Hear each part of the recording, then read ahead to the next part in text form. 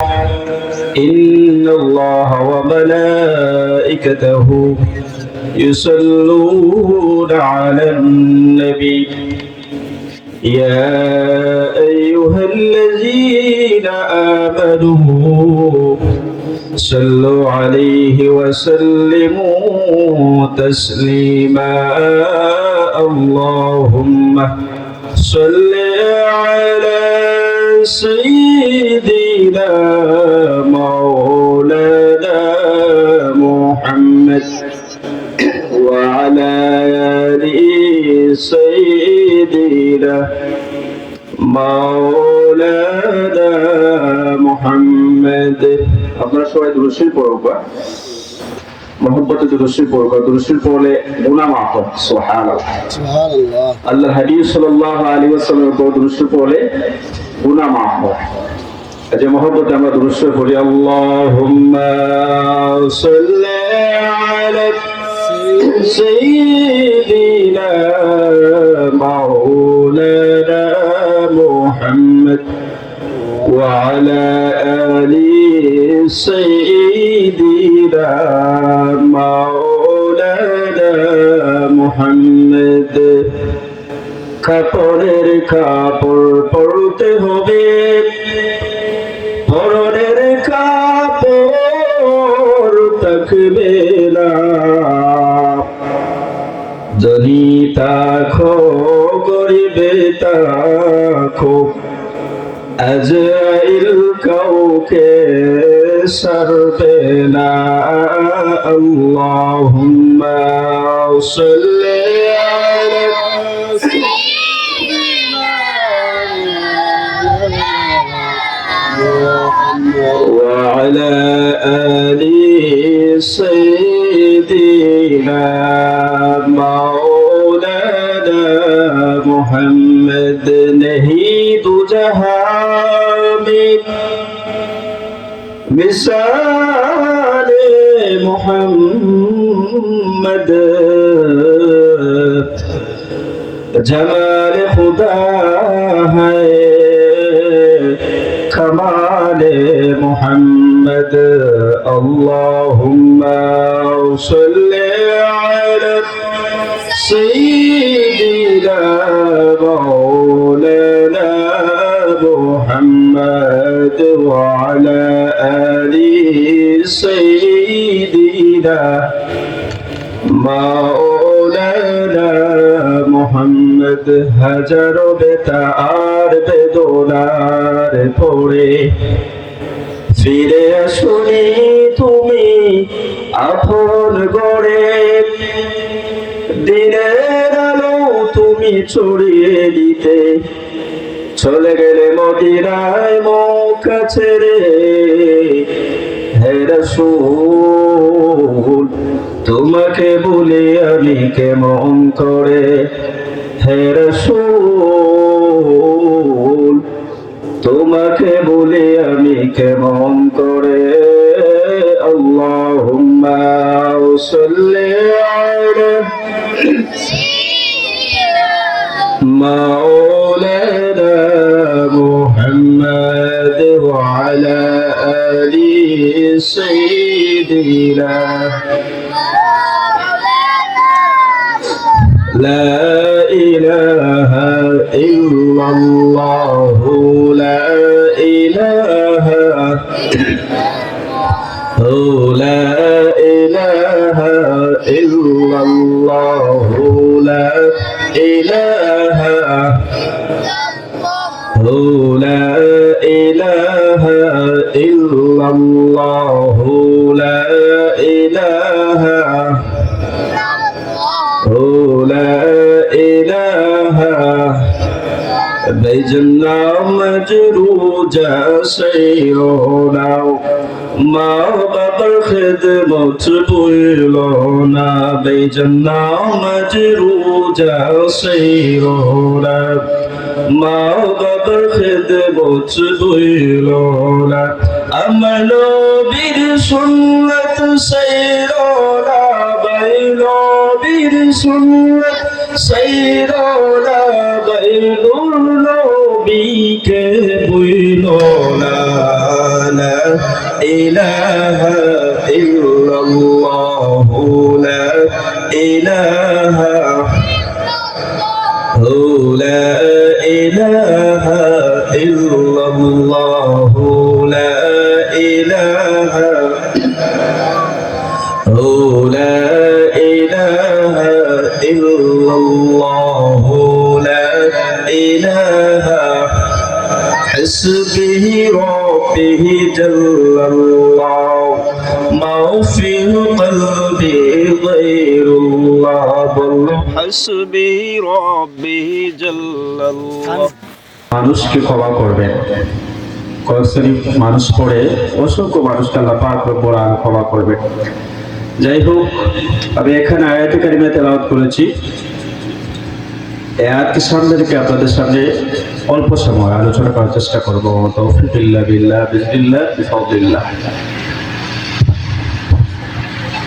আল্লাহ পাক রব্বুল আলামিন আমাদেরকে অসংখ্য নিয়ামত দান করেছেন। আমরা আল্লাহর নিয়ামত এর শুকরিয়া আদায় করে শেষ করতে পারবো না। আমরা তো দুনিয়াতে এসেছি মা বাবার মাধ্যমে। দুনিয়াতে এসেছি কার মাধ্যমে? মা বাবার মাধ্যমে। কাজেই মা বাবার একটা হক রয়েছে। মা বাবার কি রয়েছে? হক রয়েছে। এই মা বাবার হক আপনাকে আমাকে আদায় করতে হবে। নির্দেশ কার? আল্লাহ পাক রব্বুল আলামিনের। দেখা যায় যে আমাদের সমাজে অনেক সন্তানেরা মাকে বাবাকে ধমক দিয়ে কথা বলে, গালিগালাজ করে। বা আমাদের বাংলাদেশে এমনও রয়েছে মাকে বাবাকে বৃদ্ধাশ্রমে পাঠায়। এটা সম্পূর্ণ কবিরা গুনাহ। সম্পূর্ণ কি? কবিরা গুনাহ। আল্লাহ পাক রব্বুল আলামিন আল্লাহর ইবাদত করার পরে মা বাবার প্রতি ভালো আচরণ করার জন্য বলেছেন। যেমন আল্লাহ পাক রব্বুল আলামিন কুরআনুল কারীমের মধ্যে বলে দিয়েছেন, ওয়া ক্বাদা রাব্বুকা আল্লা তা'বুদু ইল্লা ইয়্যাহু ওয়া বিল ওয়ালিদাইনি ইহসানা। আবার আল্লাহ পাক রব্বুল আলামিন জানিয়ে দিলেন, হে দুনিয়ার মানুষেরা শুনো, আমি আল্লাহ পাক রব্বুল আলামিনের ইবাদত ছাড়া কারো ইবাদত করবে না। ইবাদতের মালিক কে? একমাত্র আল্লাহ। আপনি আমি নামাজ পড়ব আল্লাহর জন্য, রোজা রাখবো আল্লাহর জন্য, হজ আদায় করবো আল্লাহর জন্য, যাকাত আদায় করবো আল্লাহর জন্য। আপনার আমার জীবন বরং সবকিছু আল্লাহর জন্য হতে হবে। এটা হচ্ছে কার হক? আল্লাহ পাক রব্বুল আলামিনের হক। আল্লাহ পাক রব্বুল আলামিনের হকের পাশাপাশি মা বাবার হক আদায় করার কথা আল্লাহ পাক রব্বুল আলামিন বলেছেন। এজন্য আমার আল্লাহ পাক রব্বুল আলামিন পরে বলেন, ওয়া বিল ওয়ালিদাইনি ইহসানা। তোমরা কি করো? মা বাবার প্রতি ভালো আচরণ করো, সদাচরণ করো। সুবহানাল্লাহ। সম্মানিত শরীফ, আবার আল্লাহ পাক রব্বুল আলামিন আল্লাহর হকের পাশাপাশি মা বাবার হক আদায় করার কথা বলেছেন। কাজেই আল্লাহ পাক রব্বুল আলামিনের হকের পাশাপাশি মা বাবার হক আদায় করতে হবে। মা বাবার হক আদায় করার কথা আমার আল্লাহ পাক রব্বুল আলামিন বলেছেন। সম্মানিত হাজিরিন কিরাম, কাজেই মা বাবাকে সন্তুষ্ট করতে হবে, মা বাবাকে সবসময় খুশি রাখতে হবে। আল্লাহর হাবিব সাল্লাল্লাহু আলাইহি ওয়াসাল্লাম হাদিসের মধ্যে বলে দিয়েছেন যে মা বাবার সন্তুষ্টি আমার আল্লাহর সন্তুষ্টি। সুবহানাল্লাহ। মা বাবার সন্তুষ্টি আবার আল্লাহ পাক রব্বুল আলামিনের সন্তুষ্টি। সম্মানিত হাজিরিন কিরাম, আল্লাহর হাবিব বলেছেন যে মা বাবার সন্তুষ্টি আল্লাহ পাক রব্বুল আলামিনের সন্তুষ্টি। কাজেই আপনি আমি যদি নামাজ পড়ি, রোজা রাখি, হজ করি, যাকাত আদায় করি, সব আল্লাহর হুকুম আদায় করি, আর যদি মা বাবার খেদমত করি না, মা বাবার খেদমত যদি করি না, তাহলে এটা ইবাদতের কাজ হবে না। কারণ মা বাবার সন্তুষ্টি আমার আল্লাহর সন্তুষ্টি, মা বাবার অসন্তুষ্টি আল্লাহর অসন্তুষ্টি। কাজেই মা বাবাকে যদি খুশি করেন না, তাহলে আমার আল্লাহ অসন্তুষ্ট হবে, অখুশি হবে। সম্মানিত শরীফ, আবার আল্লাহ পাক রব্বুল আলামিন মা বাবাকে এত সম্মান দান করেছে, এত ইজ্জত দান করেছেন। এজন্য মা বাবার কথা কোরআনুল কারীমে বলেছেন, মা বাবাকে শ্রদ্ধা করার কথা কোরআনুল কারীমের মধ্যে বলে দিয়েছেন। হাদিস সাক্ষী দেয়, আল্লাহর হাবিব সাল্লাল্লাহু আলাইহি ওয়াসাল্লামের কাছে এক ব্যক্তি এসে বলে, ইয়া রাসূলুল্লাহ, ইয়া হাবিবাল্লাহ, ও আল্লাহর হাবিব, দুনিয়ার মধ্যে সদাচর পার হওয়ার তার কি? কাকে বেশি সদাচর করব, কার সাথে ভালো ব্যবহার করব? তখন আল্লাহর হাবিব সাল্লাল্লাহু আলাইহি ওয়াসাল্লাম বলেছেন, সুম্মা ক্বালা উম্মুকা, তোমার মার সাথে। সুবহানাল্লাহ। তারপরে আবার জিজ্ঞেস করা হলো, ইয়া রাসূলুল্লাহ, ইয়া হাবিবাল্লাহ, তারপর কি? তখন আল্লাহর হাবিব সাল্লাল্লাহু আলাইহি ওয়াসাল্লাম আবারও মার কথা বললেন, এরপরে আবার জিজ্ঞেস করা হলো, ইয়া রাসূলুল্লাহ, ইয়া হাবিবাল্লাহ, তারপর কি? কার সাথে ভালো আচরণ করব, সদাচরণ করব? তখন আল্লাহর হাবিব সাল্লাল্লাহু আলাইহি ওয়াসাল্লাম, তোমার মার সাথে। সুবহানাল্লাহ। মার সাথে ভালো ব্যবহার করবে। তিনবার মার কথা বললেন। আবার জিজ্ঞেস করা হলো, ইয়া রাসূলুল্লাহ, ইয়া হাবিবাল্লাহ, আল্লাহর হাবিব সাল্লাল্লাহু আলাইহি ওয়াসাল্লাম, এরপরে কার সাথে ভালো আচরণ করব, সদাচরণ করব? আল্লাহর হাবিব সাল্লাল্লাহু আলাইহি ওয়াসাল্লাম বলেছেন, সুম্মা আবুকা, তোমার বাবার সাথে। সুবহানাল্লাহ। এরপর আল্লাহর হাবিব সাল্লাল্লাহু আলাইহি ওয়াসাল্লামকে আবার জিজ্ঞেস করা হলো, ইয়া রাসূলুল্লাহ, ইয়া হাবিবাল্লাহ, ও আল্লাহর হাবিব, এরপরে কার সাথে ভালো আচরণ করব, সদাচরণ করব? তখন আল্লাহর হাবিব সাল্লাল্লাহু আলাইহি ওয়াসাল্লাম বলেছে, সুম্মা আদনাকা, তোমাদের পাড়া প্রতিবেশী যারা রয়েছে তাদের সাথেও ভালো আচরণ করবে। সুবহানাল্লাহ। এই হাদিসের মধ্যে বুখারী ও মুসলিম শরীফ হাদিস, যে এই হাদিসের মধ্যে মার কথা তিনবার বলা হয়েছে। হাদিসের ব্যাখ্যার মধ্যে আসছে, মার কথা কেন তিনবার বললেন? তিনবার বলার কারণ হচ্ছে যে মা সবচেয়ে বেশি কষ্ট করেছে।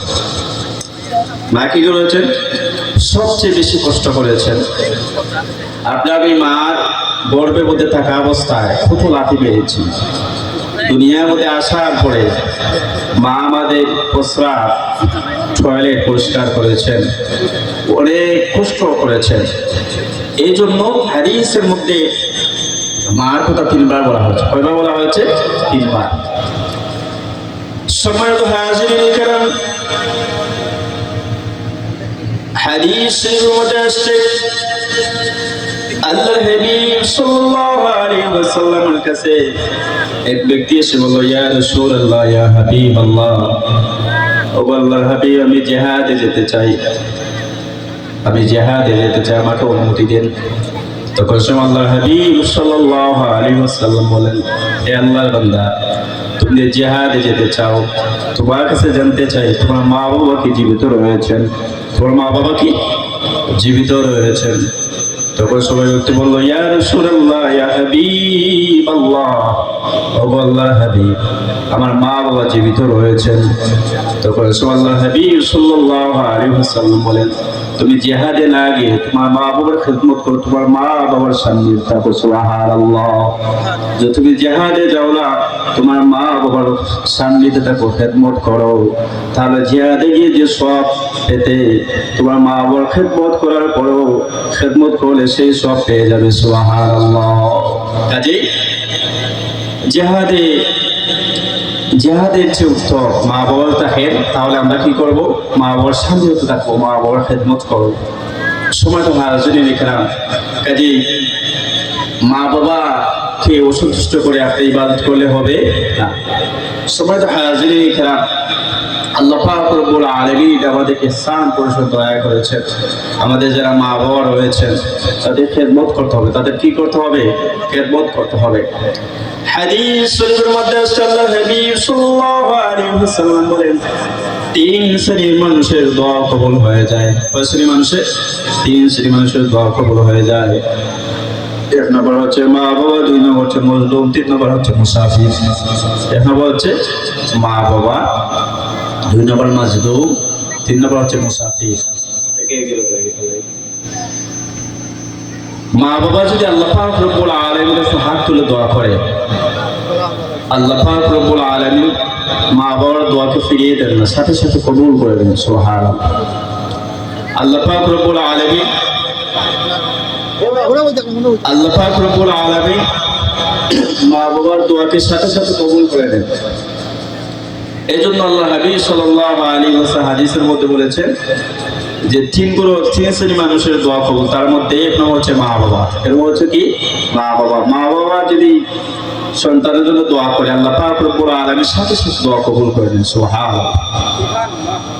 এই দুনিয়ার মধ্যে যারা অলি হয়েছে, যেমন হযরত বাইজি মুস্তাফি রাহমাতুল্লাহ আলাইহি, বরফুরি আব্দুল কাদের জিলানী রাহমাতুল্লাহ আলাইহি সহ যারা অলি হয়েছে, আপনি ইতিহাস তালাশ করেন, তাদের পিছনে তাদের মা বাবার দোয়া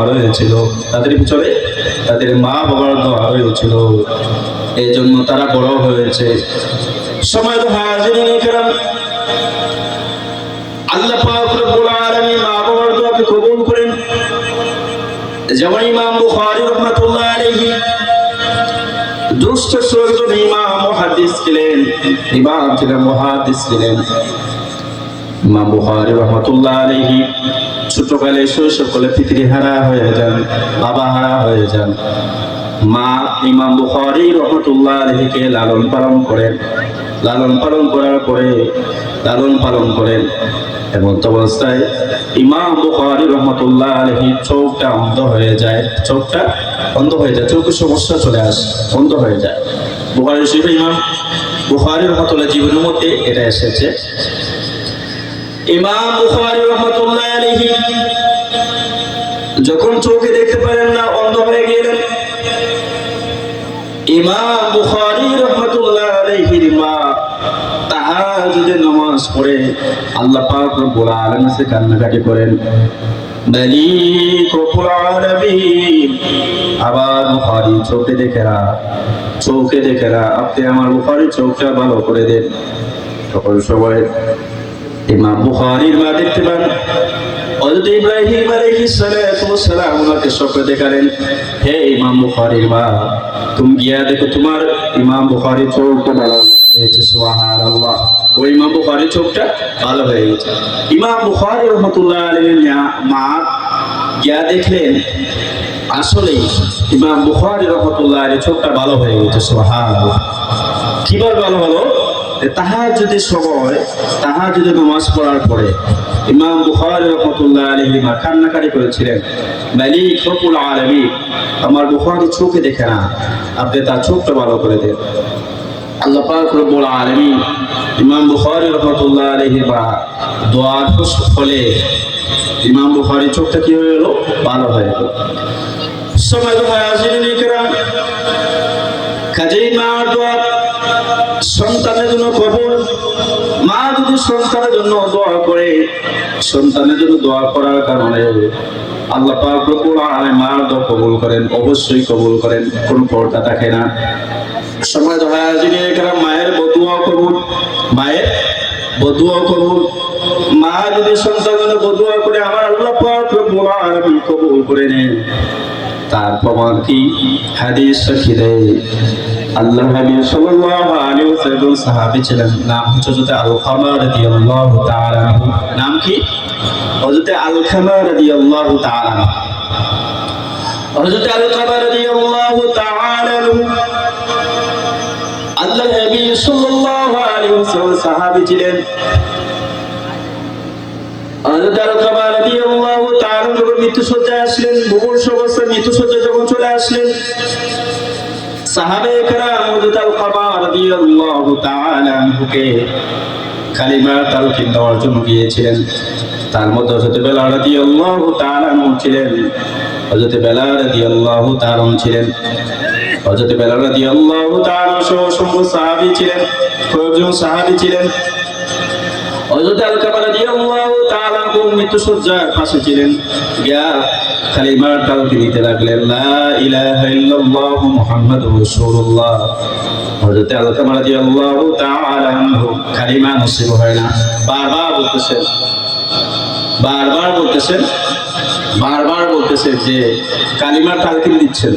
মুসলিম শরীফের মধ্যে আসছে, যখন মানুষ মৃত্যুসজ্জা চলে আসবে, সকরাত যেটা আমরা বলি, আল্লাহ হাবিব সাল্লাল্লাহু আলাইহি ওয়াসাল্লাম বলে তোমরা কালিমার তালকিন দাও, কালিমার তালকিন দাও। এটা মনে রাখবেন, যখন মানুষ দেখবেন সকরাতের অবস্থায় আপনার আমার উচিত কালিমার তালকিন দেওয়া। হযরত আলকামা রাদিয়াল্লাহু তাআলা বারবার আলকামা রাদিয়াল্লাহু তাআলা কালিমা পড়ানো হচ্ছে, হযরত আলকামা রাদিয়াল্লাহু তাআলা কালিমা বলতে পারেন না। সাহাবায়ে কেরাম আল্লাহ হাবিব সাল্লাল্লাহু আলাইহি ওয়াসাল্লাম এসে বলল, ইয়া রাসূলুল্লাহ, ইয়া হাবিবাল্লাহ, আপনার আলকামার কালিমা নসিব হয় না, আলকামার কালিমা নসিব হয় না। আল্লাহ হাবিব সাল্লাল্লাহু আলাইহি ওয়াসাল্লাম বললেন, হে আমার সাহাবায়ে কেরাম, তার মা কি জীবিত রয়েছে?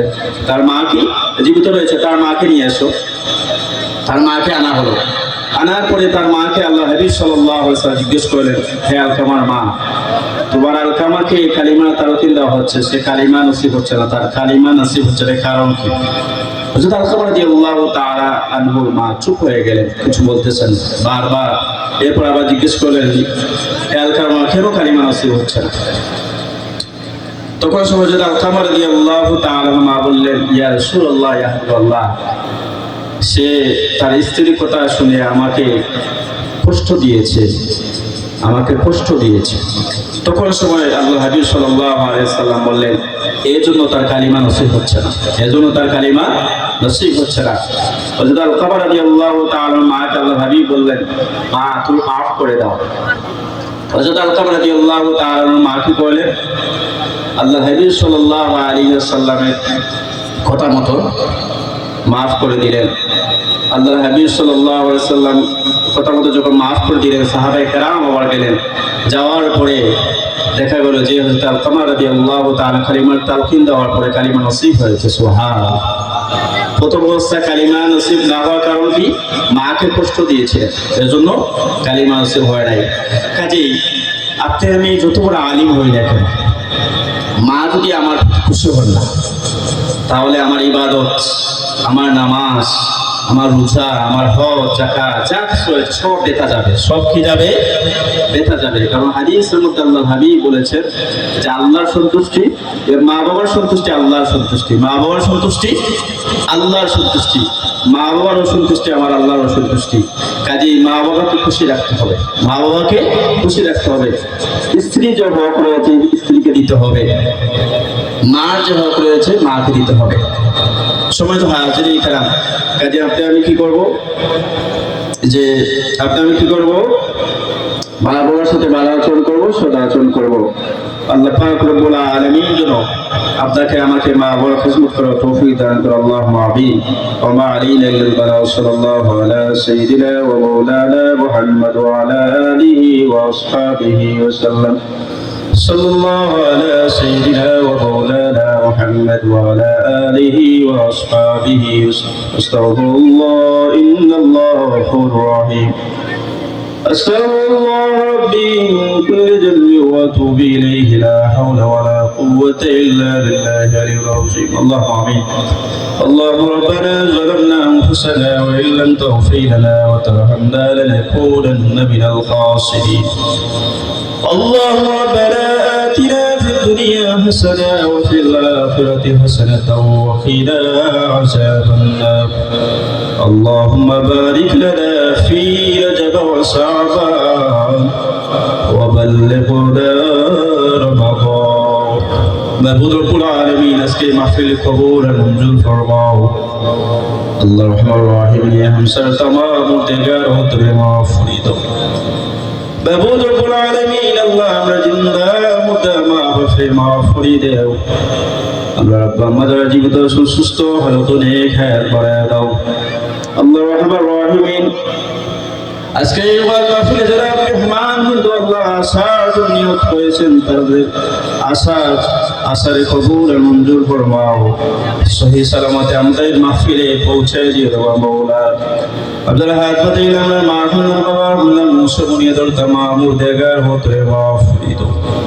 رب اغفر لي ولوالدي رب ارحمهما كما ربياني صغيرا أو فوض أمري إلى الله إن الله بصير بالعباد بفضله سبحانه وفي رب العزة عما يصفون وسلام على المرسلين والحمد لله رب العالمين.